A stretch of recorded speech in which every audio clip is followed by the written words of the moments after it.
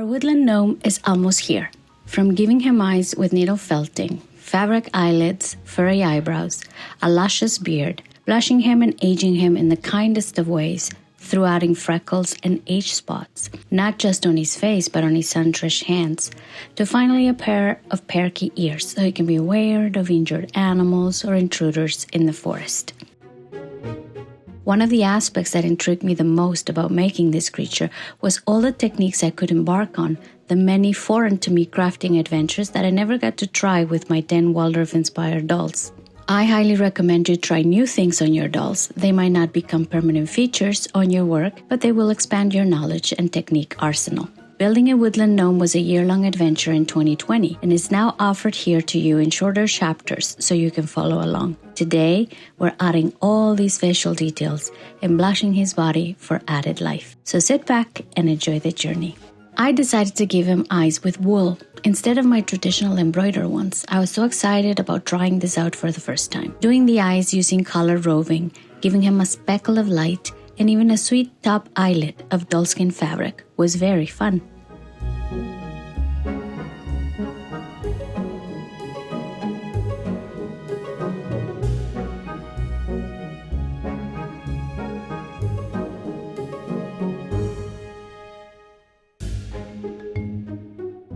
Once the eyes were completed, I used a little bit of liquid spray to set them so the fibers would not get all furry again with time and air moisture.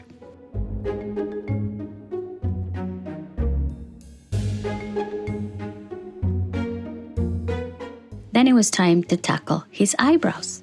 Everybody can anticipate how changing the placement and angle of the eyebrows changes the expression of his face. So I played with this for a little bit, making several templates until I landed in the one I liked. You can download all my templates and list of ingredients from the link in the video description.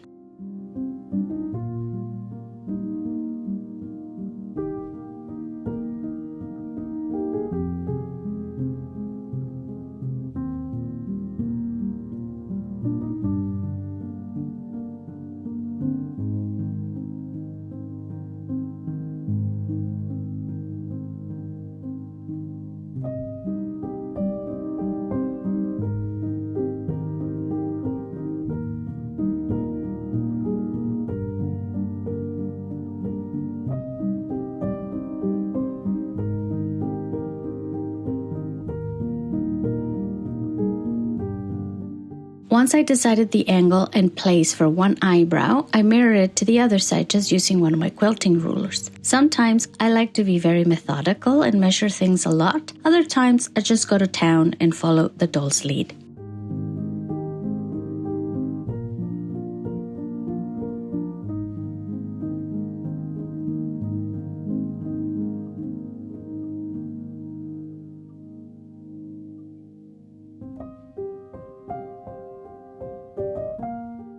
Then it was time to get a gentler felting needle and add fiber to his eyebrows. For this, I believe I used Surrey alpaca, leftovers from making wefts for my high-end collector doll's hair.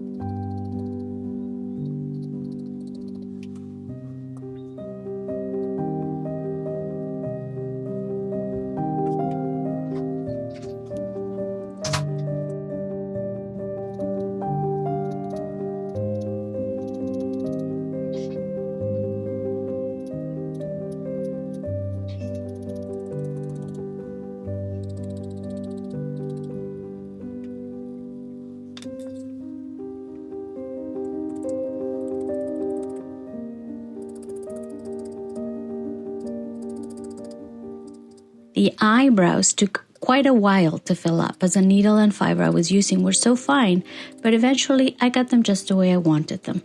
Bushy, well-placed, and giving him a happy and inquiring look. I like my dolls to be curious about life, just like me. I really had no idea how I was going to do the beard. I just knew I had these gorgeous British Cotswold and Wensleydale locks and wanted desperately to use them. First, I made a sort of lifeline to see the angle and the amount of locks I was going to need. I ended up using way more than I anticipated.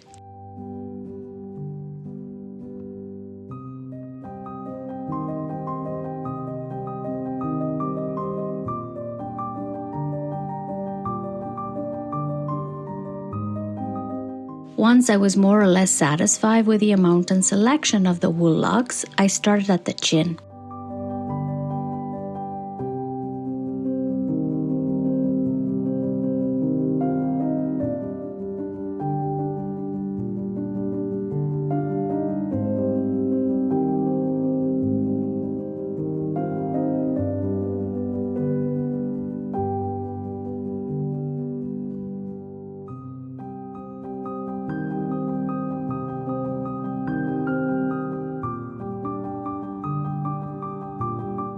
A handy tip I discovered to create cleaner lines is to needle felt the locks in sort of the opposite direction first, with the roots of the lock tucked in under the rest. This not only secures them well, but gives you less fuzzy ends at the beginning of his beard.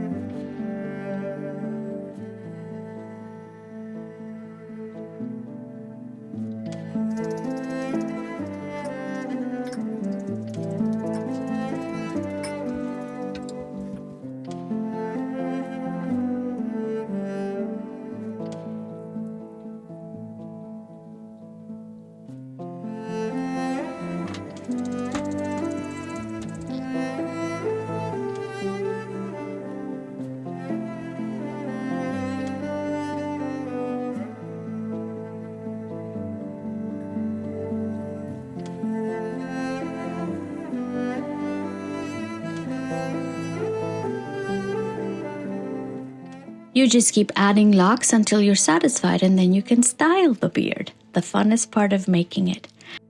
I chose to give him initially 3 braids, and he kept this hairstyle for quite a bit.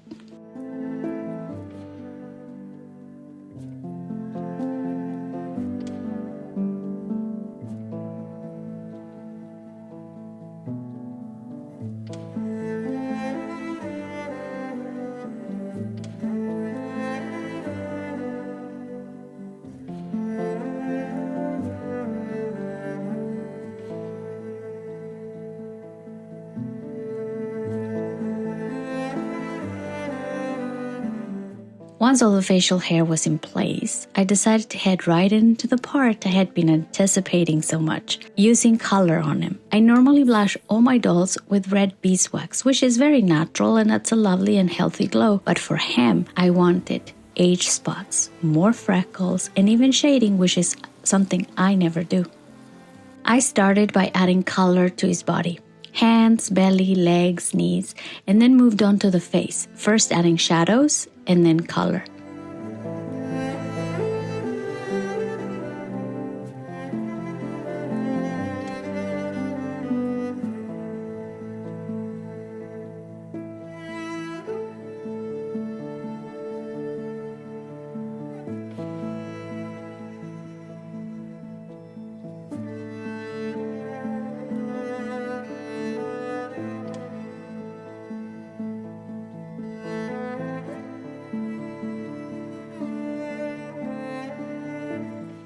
Then I mixed a bit of watercolor and added large age spots, just like I remember my great-grandmother had on her old pretty face.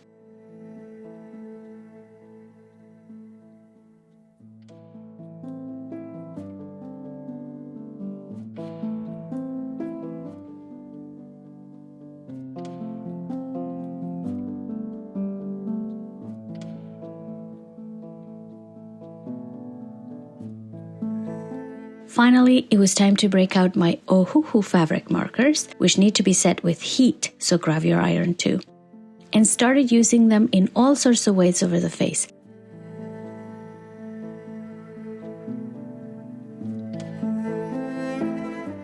But I mainly use them as freckle pens.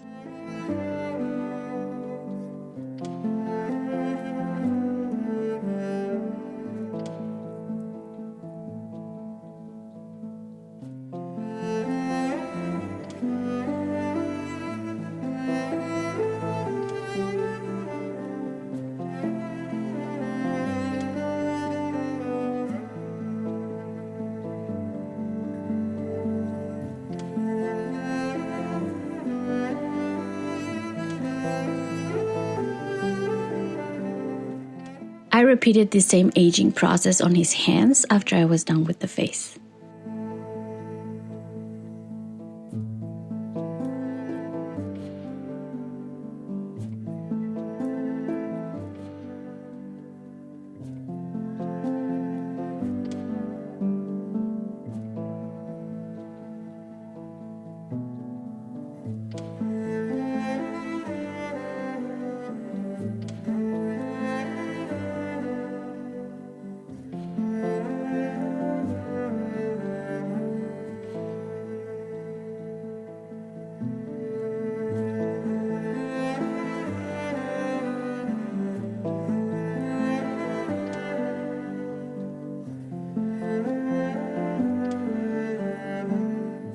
Now, he definitely was missing his pointy ears.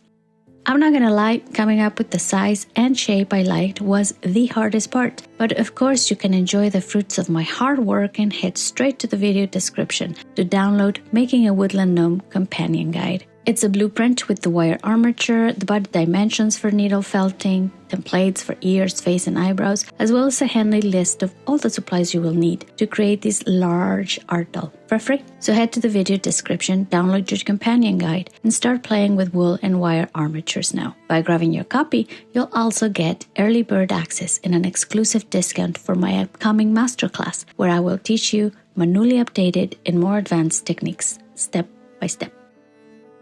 If you're enjoying this journey so far, I would love to hear from you in the comments. Have you ever tried needle felting or armature work? What kind of character would you want to bring to life?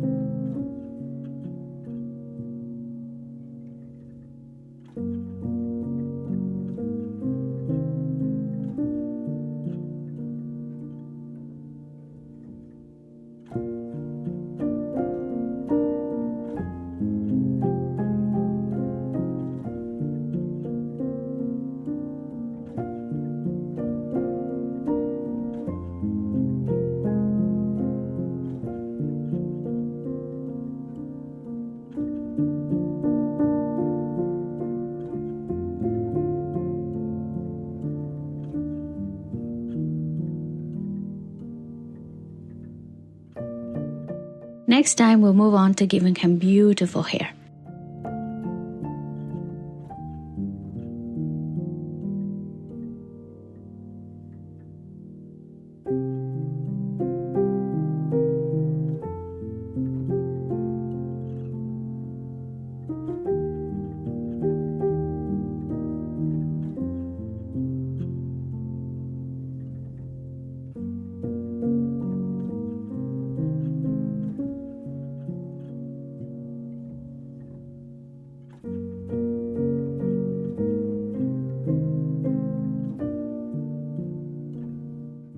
Thank you for joining me, and I'll see you in the next chapter.